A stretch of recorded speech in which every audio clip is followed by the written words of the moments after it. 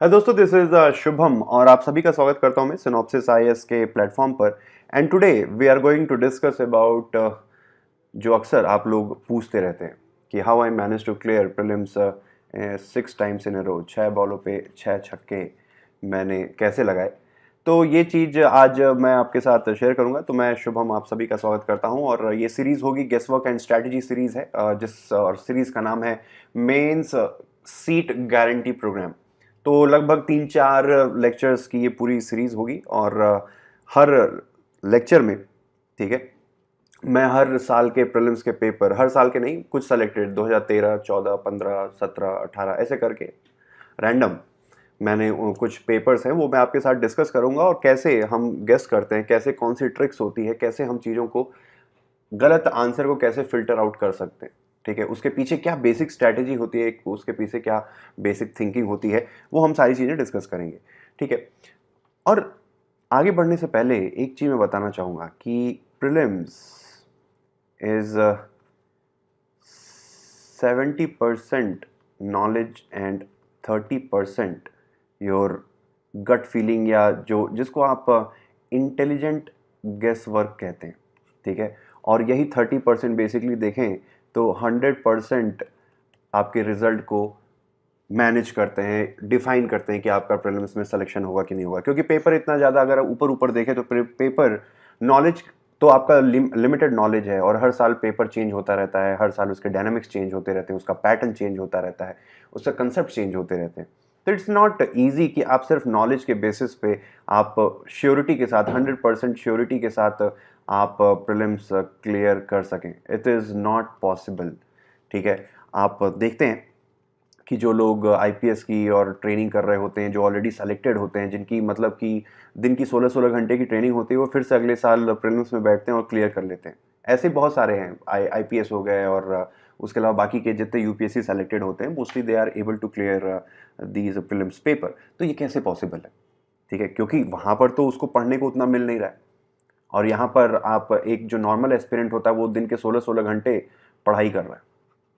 ठीक है, वो दिन के 16 घंटे जो नॉर्मल एस्पिरेंट है, और जो ऑलरेडी सेलेक्टेड है, जो अपनी रैंक इंप्रूव करने के लिए, आईएएस बनने के लिए तैयारी कर रहा है, उसको शायद मुश्किल से दिन में 2 से 3 घंटे ही पढ़ाई कर पाता है। फिर भी he is able to clear prelims, but other guys who are preparing for 16 hours a day, they are not able to clear it. तो क्या बेसिक है? क्या वो नॉलेज है? नहीं, उसके पीछे है एक जिसको कहते हैं मेटा नॉलेज। ठीक है, मेटा नॉलेज यानी कि नॉलेज अबाउट नॉलेज। ठीक है, तो वो मेटा नॉलेज क्या है वो आज मैं आपके साथ शेयर करूंगा। ठीक है, तो चलिए शुरुआत करते हैं।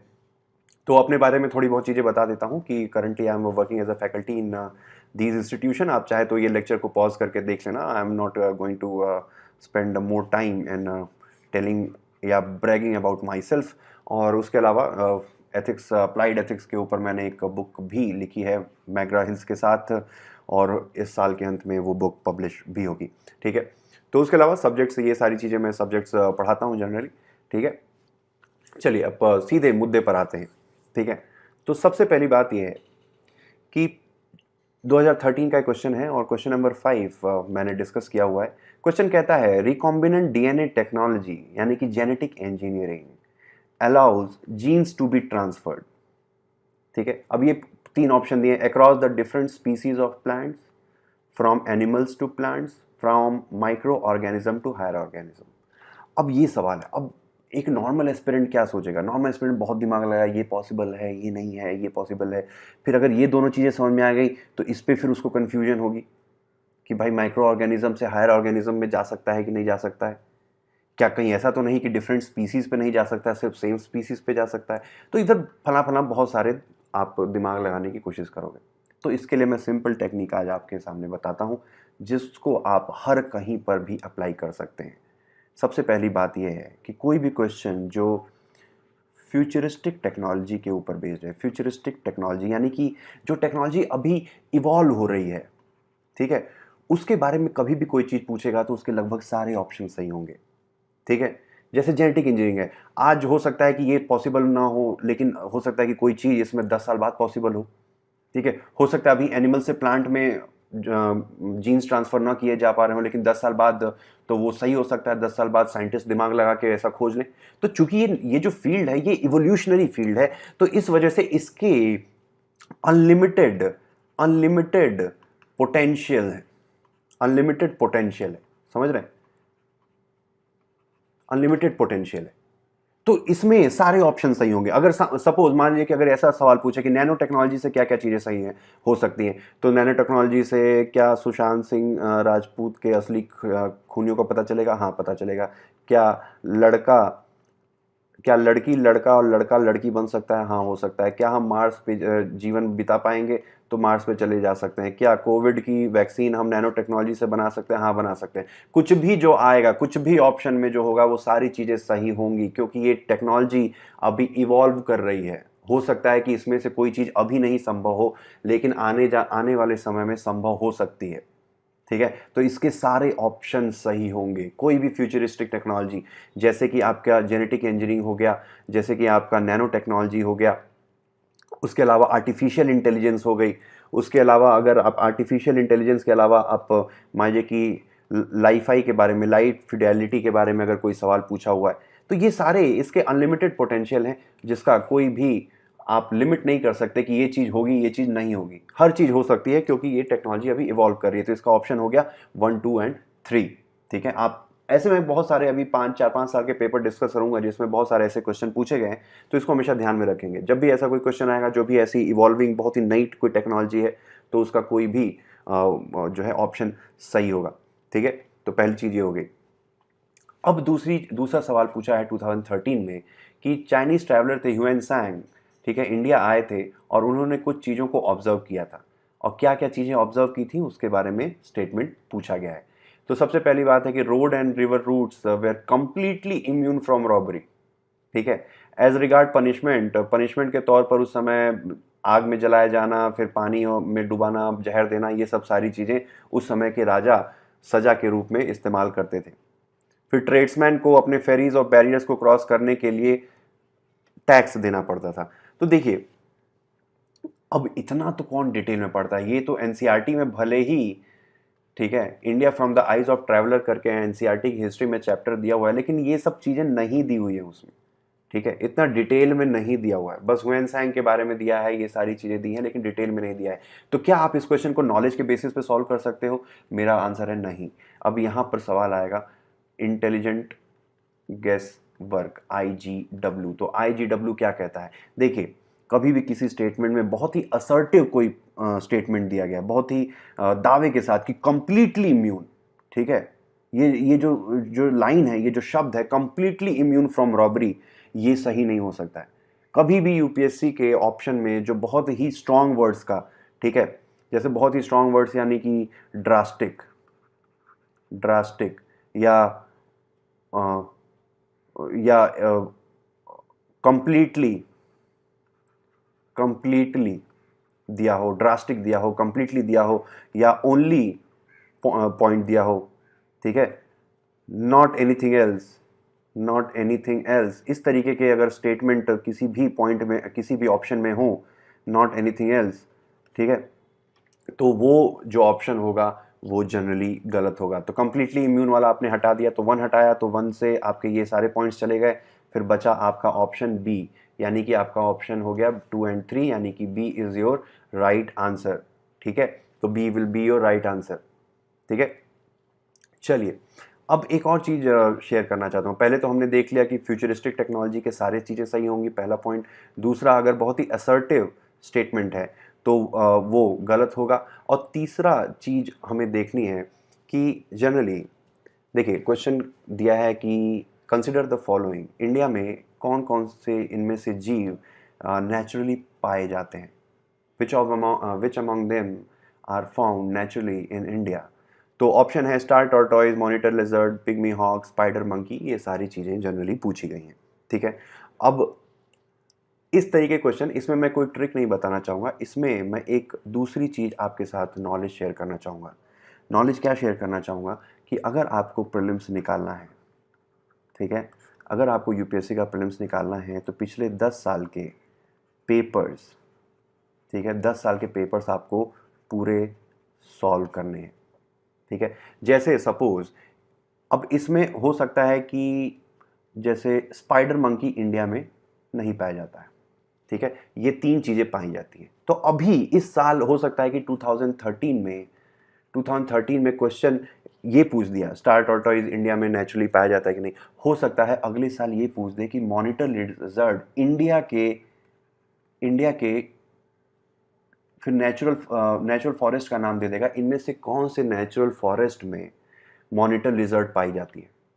तो what I am trying to tell you कि कभी भी अगर ऐसा, हमेशा जब भी लोग बोलते हैं कि 10 साल के पेपर सॉल्व करने हैं, तो 10 साल के पेपर सॉल्व करने का मतलब ये नहीं है कि आप क्वेश्चन को देखें और उसका आंसर क्या है वो टिक करें और फिर आगे बढ़ जाए।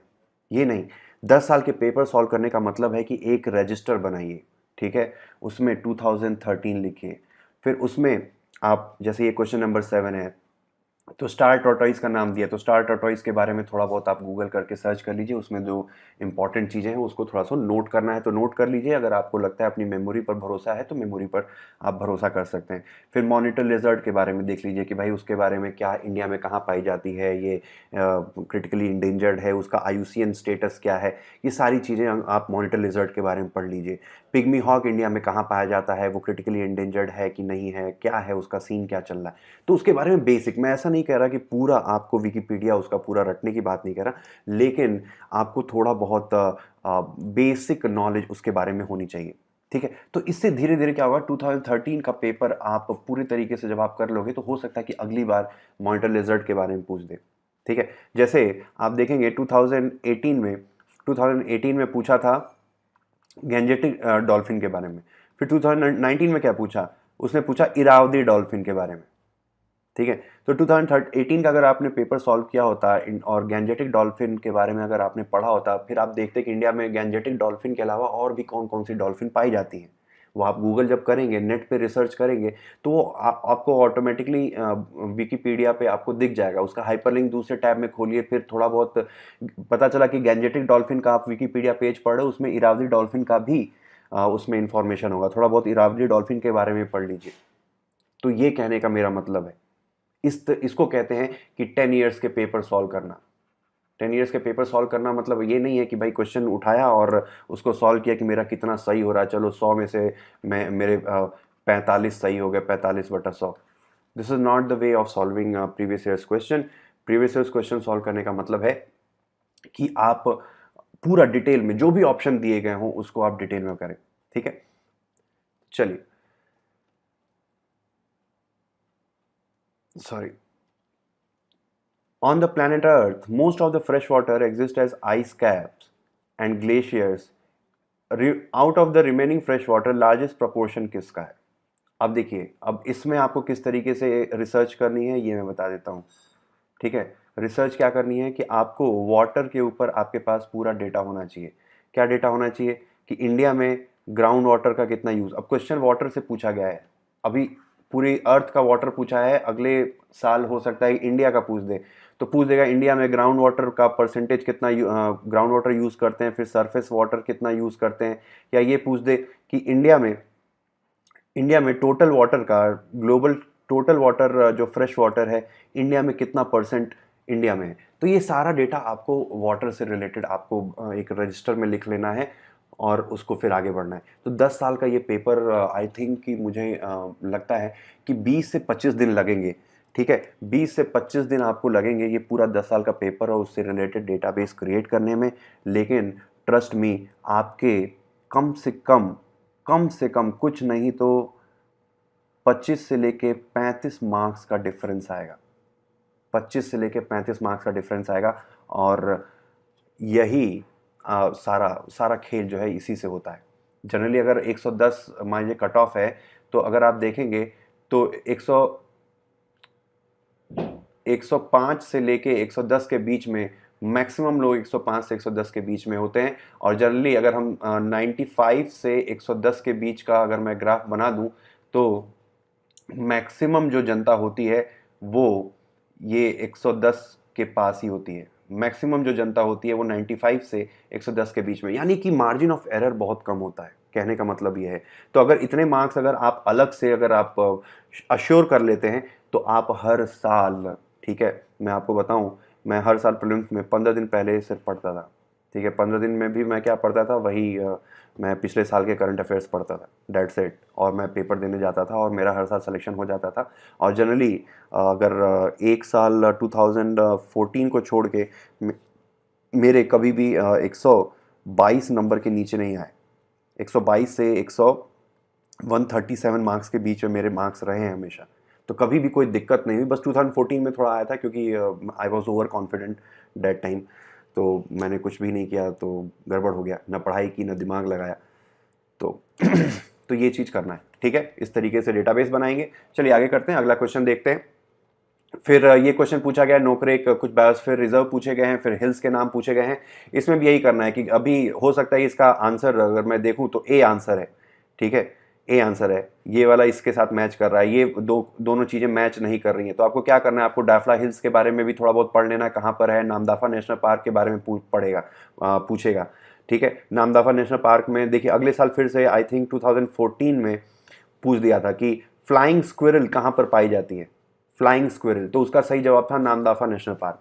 यहाँ पर कोई क्वेश्चन 2013 में क्या पूछा गया है, नामदफा नेशनल पार्क से हिल्स का नाम पूछा गया है। अगली बार नामदफा नेशनल पार्क में कोई खास तरीके का जानवर होगा तो वो पूछ देगा, या हो सकता है नामदफा नेशनल पार्क से कोई रिवर जा रही होगी तो वो पूछ देगा, ठीक है।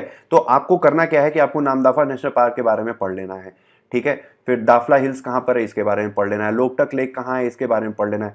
देखिए अब फिर 2000 अगर आप देखें 2000 आई थिंक 2016 में लोकटक लेक के बारे में पूछा कि यहाँ पर कौन सा नेशनल पार्क पाया जाता है, ठीक है। लोकटक लेक, केबुल लमजाओ जो है national park, Keibul Lamjao national park पाया जाता है। तो ये बेसिकली कहने का मतलब ये है कि इसी के अराउंड क्वेश्चन अगले साल भी फ्रेम होंगे, तो ये पढ़ना इंपॉर्टेंट है बहुत। नोकरेक बायोस्फीयर रिजर्व के बारे में जितना भी डेटा है आप कम से कम 10-15 पॉइंट आप उसमें नोट कर सकते हैं, ठीक है। तो ये सारी चीज़ें आप यहाँ से करेंगे। फिर अगला है कि under the scheduled tribe and other traditional forest dwellers recognition of forest right act 2006 who shall be the authority to initiate the process for determining the nature and extent of individual community forest rights or both। अब इसका जो सही जवाब देखिए, अब इसमें ये guess करना है कि इसका सही जवाब क्या होगा, ठीक है। तो एक चीज़ ध्यान दीजिए कि कभी भी जो यूपीएससी के ऑप्शन बनाए जाते हैं उसमें कभी भी अगर बात की जाए ग्राम सभा की, बात की जाए पावर्टी एलिविएशन की, फिर एम्पावरमेंट की, ठीक है, एम्पावरमेंट की, ये सारी अगर बातें अगर उस ऑप्शन में दी गई हैं, ठीक है, या ग्राम पंचायत से रिलेटेड या डेमोक्रेटिक डिसेंट्रलाइजेशन से रिलेटेड, तो वो चीज़ सही होती है। अगर इसमें ग्राम सभा ऑप्शन दिया गया है तो ग्राम सभा के सही होने का ऑप्शन ज़्यादा है, क्योंकि अगर प्रिंसिपल तरीके से सैद्धांतिक रूप से देखें तो जो ट्राइबल्स की पावर होनी चाहिए, जो नेचुरल अपने रिसोर्सेज के ऊपर जो अथॉरिटी होनी चाहिए, उसके पीछे ग्राम सभा का हाथ होना चाहिए, क्योंकि Gram Sabha is related to tribals and बाकी की ये जो सारी चीज़ें हैं they are bureaucratic organization, these are bureaucratic organization, ठीक है। तो ग्राम सभा को एम्पावर करना यहाँ पर ज़्यादा ज़रूरी है। और एक और चीज़ बताना चाहूँगा कि गवर्नमेंट का लॉ हो गया या कोई भी इनिशिएटिव हो गया, ठीक है,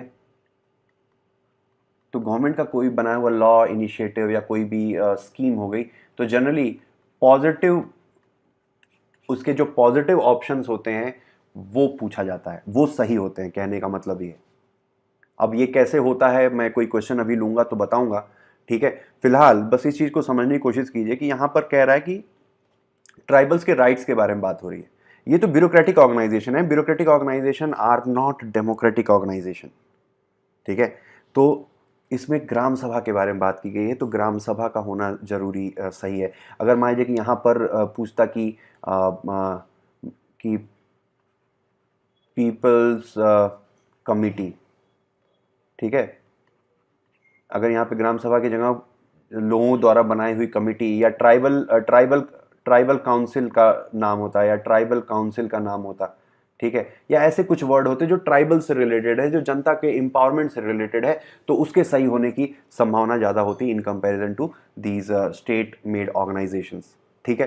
hope I am making sense to you guys, ठीक है। चलिए आगे अगले क्वेश्चन पे चलते हैं। अगला क्वेश्चन ये है कि जो इस तरीके क्वेश्चन आते हैं जिसमें बहुत सारे ऑप्शन होते हैं, ठीक है। ये पूछ रहा है कि due to improper indiscriminate disposal of old and used computers, इनमें से कौन सा ई वेस्ट जनरेट होता है, और बहुत सारे नाम दे दिए। अब इतने नाम याद करना तो इम्पॉसिबल है, तो नॉलेज के बेसिस पे आप इसको कर पाएंगे, नहीं कर पाएंगे। तो इसमें इंटेलिजेंट गेस वर्क का काम करना पड़ेगा। अब यहाँ पे इंटेलिजेंट गेस वर्क किस तरीके से अप्लाई होगा तो वो समझते हैं। तो सबसे पहली बात यह है कि कोई भी जो क्वेश्चन आता है जिसमें 4 से ज़्यादा यानी कि 5-5, 6-6, 7-7 इस तरीके के ऑप्शन होते हैं, उसमें आपको क्या करना होता है, सिर्फ एक ऐसा ऑप्शन होता है जिसको हटाते ही आपका पूरी गुत्थी सुलझ जाती है, ठीक है। ये पूरी जो गुत्थी है, बस एक ऑप्शन को आपको हिट करना होता है और ये पूरी तरीके से वो सुलझ जाती है। तो इसमें आप किसको हिट करेंगे, यहाँ पर है, आपने पढ़ा beryllium, cadmium, chromium, heptachlor, mercury, lead, plutonium. तो प्लूटोनियम आप देख रहे हैं कि ये एक इरेडिएशन वाला, ठीक है, इरेडिएशन करने वाला एक, इससे यूरेनियम जो कहते हैं रेडिएशंस निकलती हैं, वो वाला सब्सटेंस है। तो ये तो कंप्यूटर में इस्तेमाल नहीं हो सकता, it is highly radio active. तो जैसे ही आपने 7 को एलिमिनेट किया, आपका ऑप्शन आ गया। तो ये हमेशा ये अप्लाई होगा। एक ही ऐसी कड़ी होगी जो लूज कड़ी होगी, उसको बस आपको हिट करना है और आपका एग्जैक्ट आंसर आ जाएगा, ठीक है। यूपीएससी में ये चीज़ हमेशा याद रखिए कि यूपीएससी कभी भी फंसाने के लिए क्वेश्चन फ्रेम नहीं करती है।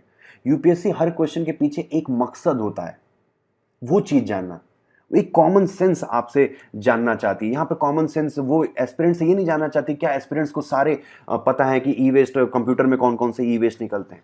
ये यूपीएससी का जानने का कोई भी मकसद नहीं है। यूपीएससी बस आपसे कॉमन सेंस जानना चाहती है कि आपको पता है कि प्लूटोनियम एक रेडियो एक्टिव सब्सटेंस है, ठीक है। तो अगर आपको ये पता है कि प्लूटोनियम एक रेडियो एक्टिव सब्सटेंस है, तो आपने कॉमन सेंस ये लगाया कि रेडियो एक्टिव सब्सटेंस तो कंप्यूटर में इस्तेमाल नहीं होगा, क्योंकि बहुत ये डेंजरस हो जाएगा जो भी कंप्यूटर इस्तेमाल करेगा।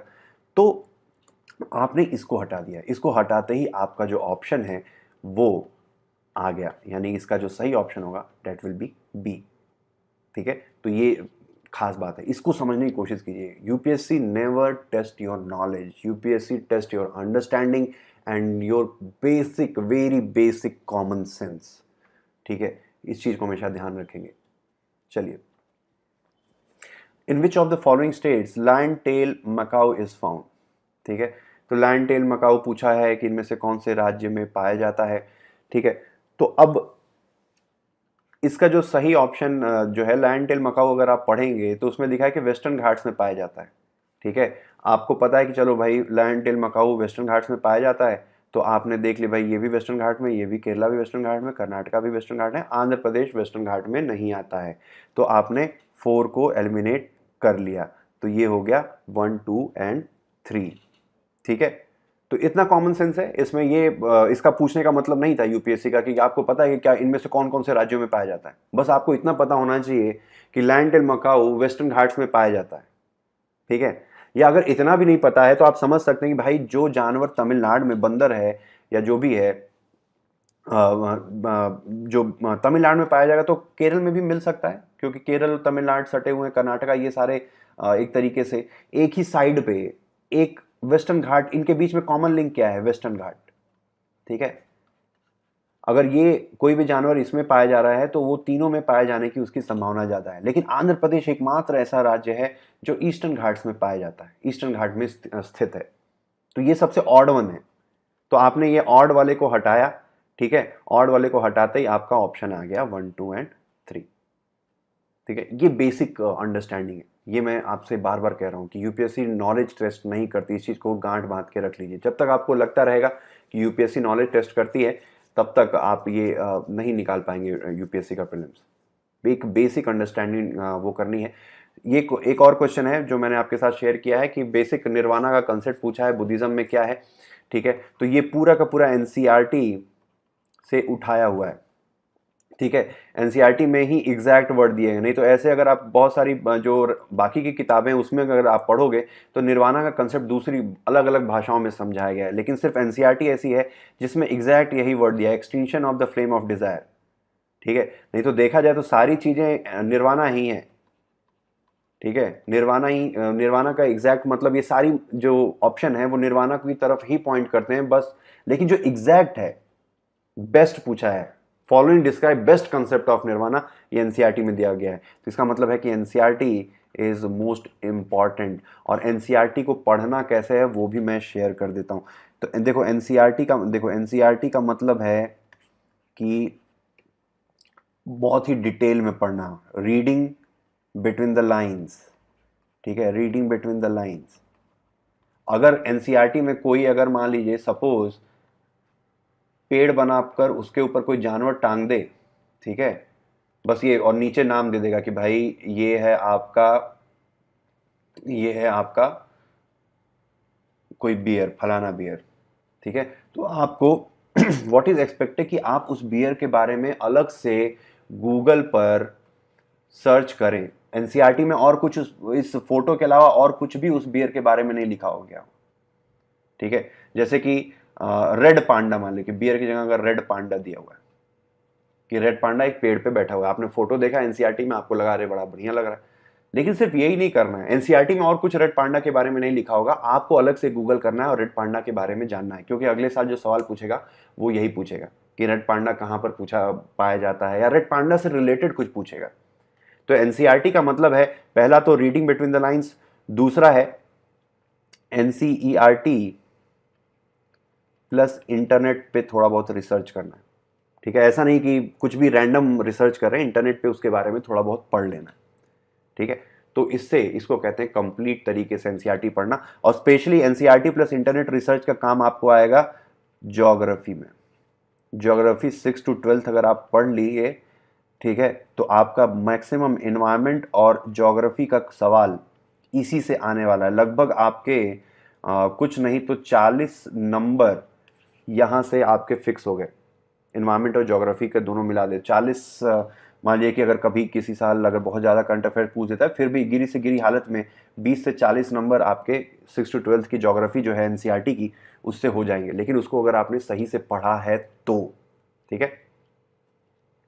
चलिए अगला सवाल देखते हैं। अगला सवाल है कि रिजर्व बैंक ऑफ इंडिया किस तरीके से कमर्शियल बैंक्स को रेगुलेट करता है, ये पूछा गया है, ठीक है। तो इसका जो सही जवाब है वो है आपका डी, ठीक है। रिजर्व बैंक ऑफ इंडिया किस तरीके से बैंकों को रेगुलेट करता है, तो इसमें जानने वाली बात ये मैं शेयर करना चाहता था कि आरबीआई का जो टॉपिक है, आरबीआई मोस्ट इंपॉर्टेंट, आरबीआई को बहुत अच्छे से पढ़ना है। ये आप ये लेक्चर सिर्फ देख नहीं रहे हैं ना, इसको नोट भी करते रहिए। जितनी भी चीज़ें मैं बोल रहा हूँ उसको नोट करते रहिए और एक हाथ में पेन और पेपर ले लीजिए, ठीक है। आरबीआई का जो टॉपिक है बहुत इंपॉर्टेंट है, इसको अच्छे से करेंगे, ठीक है।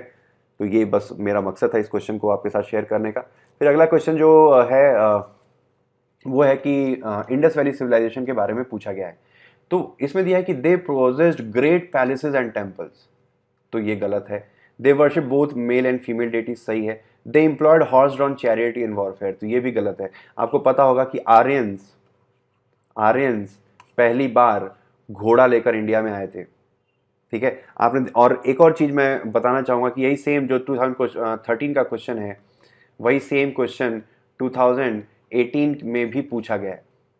सेम क्वेश्चन पूछा गया है, उसमें थोड़ा बहुत ऊपर नीचे चेंज किया गया है, ठीक है। उसमें भी पूछा गया है कि क्या घोड़ों के बारे में, इंडस वैली सिविलाइजेशन जो 2018 का पेपर है उसमें पूछा गया है कि क्या घोड़े के बारे में इंडस वैली सिविलाइजेशन के लोगों को पता था कि नहीं पता था, ठीक है। तो अगर आपने 2013 का पेपर सॉल्व किया होता और थोड़ा बहुत रिसर्च की होती तो आप आराम से 2018 वाला भी क्वेश्चन कर सकते थे, ये मेरा कहने का मतलब था। चलिए आगे अगले क्वेश्चन पे चलते हैं।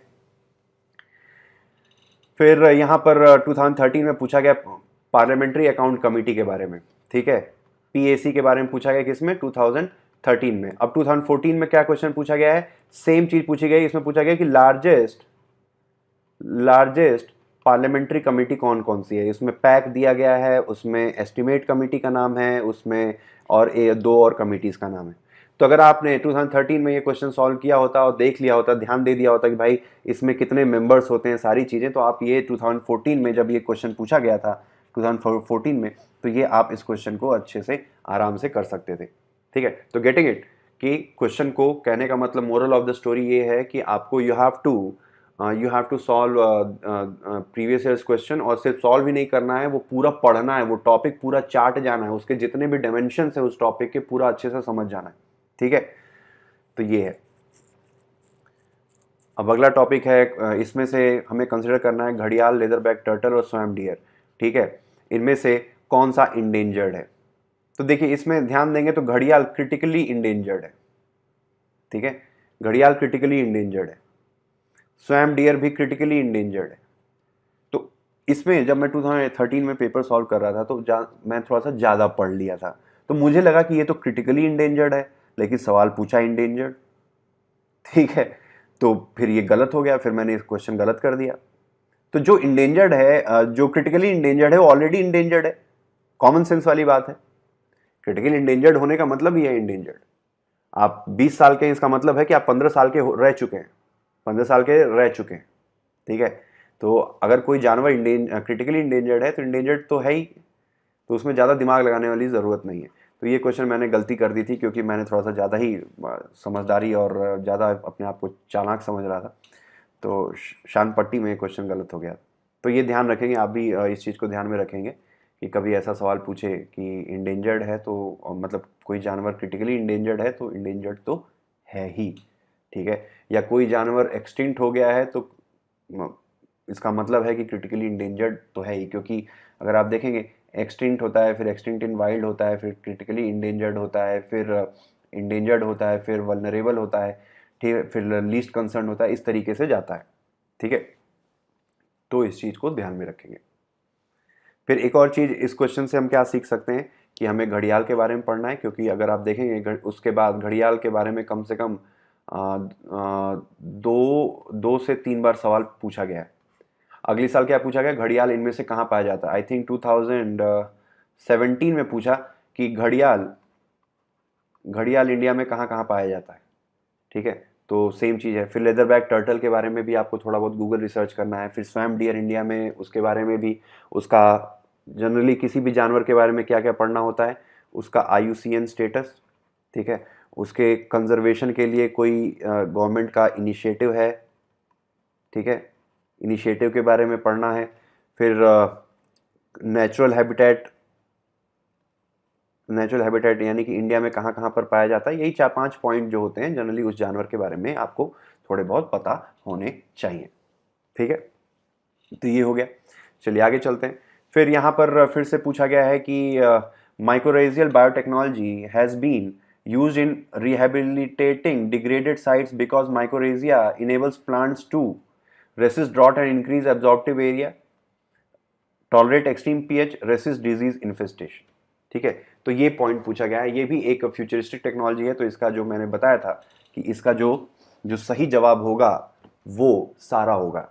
ठीक है, माइक्रोरेजियल बायोटेक्नोलॉजी। अब बायोटेक्नोलॉजी या जेनेटिक इंजीनियरिंग जो भी कह लीजिए, ये भी एक फ्यूचरिस्टिक टेक्नोलॉजी है, यानी कि अनलिमिटेड अनलिमिटेड पोटेंशियल है। अनलिमिटेड पोटेंशियल है क्योंकि ये टेक्नोलॉजी अभी इवॉल्व कर रही है। अनलिमिटेड पोटेंशियल होने की वजह से यानी कि ये भी कर सकती है, ड्रॉट को भी रोक सकती है, पीएच से भी लड़ सकती है, बीमारियों से भी लड़ सकती है, आदमी को हवा में भी उड़ा सकती है, गंगाधर को शक्तिमान, शक्तिमान को गंगाधर बना सकती है।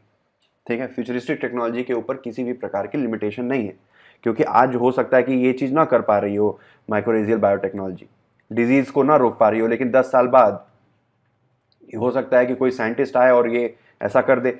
फिर 10 साल बाद आप जो है, आपका बेटा जो है, आप केस लड़ेगा सुप्रीम कोर्ट में कि भाई आज से इतने साल पहले मेरे पिताजी का प्रीलिम्स में नहीं हुआ था क्योंकि यूपीएससी ने एक गलत आंसर की दे दी थी, तो मैं यूपीएससी के ऊपर केस करना चाहता हूँ कि मेरे पिताजी को, नहीं तो अब तक मेरे पिताजी कलेक्टर बन गए होते, यूपीएससी के गलत आंसर की वजह से कलेक्टर नहीं बन पाए। देखिए आज माइक्रोरेजियल बायोटेक्नोलॉजी का इस्तेमाल करके डिजीज़ की बीमारियों को रोका जा रहा है। ठीक है, तो यूपीएससी रिस्क नहीं लेती है। आज हो सकता है ना हो रहा हो, लेकिन कल को हो सकता है। ठीक है, लेकिन इस चीज को आप दावे के साथ नहीं कह सकते कि कल को ये नहीं होगा। कल को हो सकता है में प्रोबेबिलिटी है, पर नहीं होगा इसके ऊपर आप यूपीएससी के ऊपर क्वेश्चन नहीं कर सकते। तो UPSC try to play safe. ठीक है, इस वजह से फ्यूचरिस्टिक टेक्नोलॉजी है, इसका मतलब कि इसके सारे ऑप्शन सही होंगे।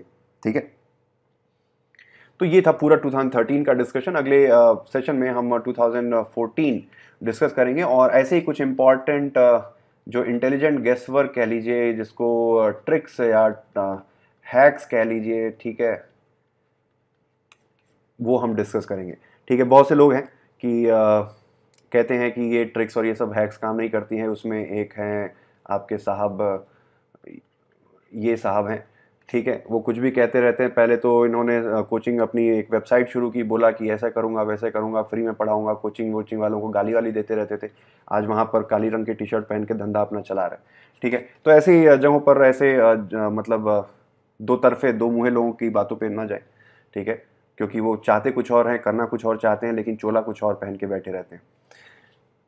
ईमानदार रहो, सीधे कहने का मेरा मतलब है कि ईमानदारी सबसे इंपॉर्टेंट चीज़ है। ईमानदार रहो भाई, ठीक है, तुम पढ़ा रहे हो, तुम वेबसाइट चला रहे हो, कुछ भी फ्री में नहीं है, तो तुम ये दावा मत करो कि तुम फ्री में ही पढ़ाओगे।